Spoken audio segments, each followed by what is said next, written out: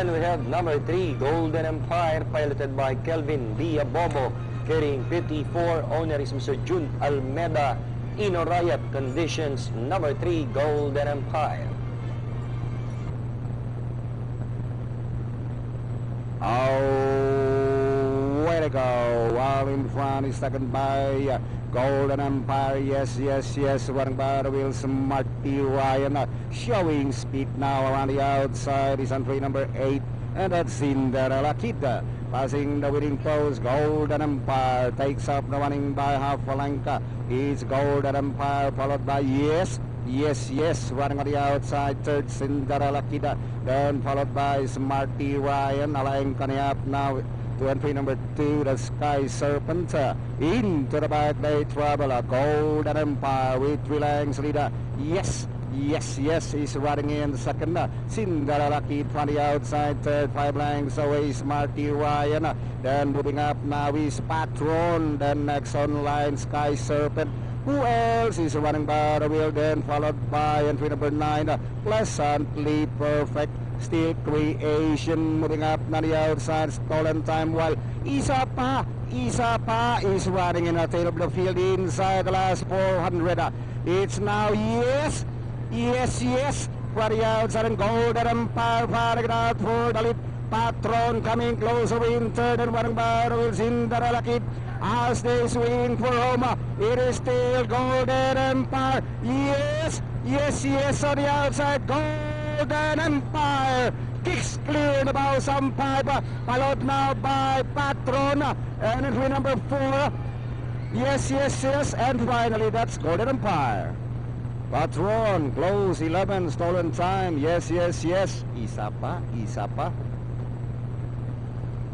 Magandang hapon po sa inyong lahat, bayang karerista, at ating pong nasaksiyan ng race number 4, ang 2011 Pilracom 4th leg of the Juvenile Colt Stakes Race, kung saan nagwagi, banderang tapos ang kabayong si Golden Empire na pagmamay-ari ni Mr. Jun Almeda, kinokondisyon ni Mr. Kimo Rayat at ginabayan ni Jackie Kelvin Diabobo.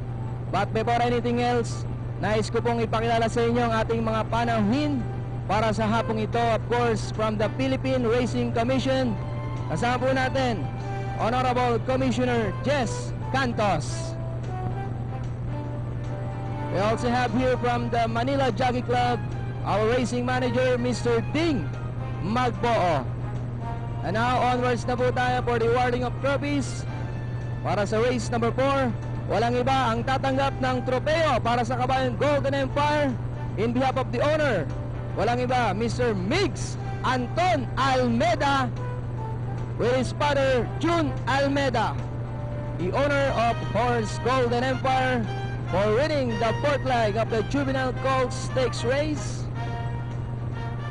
Congratulations!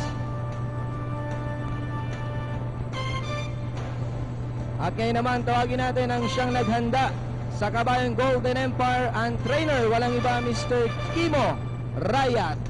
Palakpakan po natin, trainer Kimo Rayat, ang siyang nagpa-ensayo at naghanda kay Golden Empire. Congratulations, trainer Kimo Rayat. At syempre, ang siyang gumabay sa kabayang Golden Empire, walang iba, si Jackie Kelvin B. Abobo. Nasa saddling paddock pa. Once again, the winning rider of horse Golden Empire, walang iba, Jackie Kelvin, the genius rider, Abobo.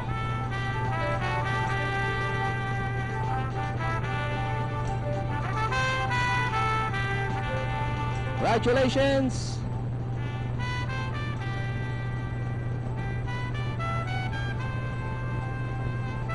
Once again, Jackie Kelvin Diabobo accepting a beautiful trophy from Commissioner Jess Cantos of the Philippine Racing Commission.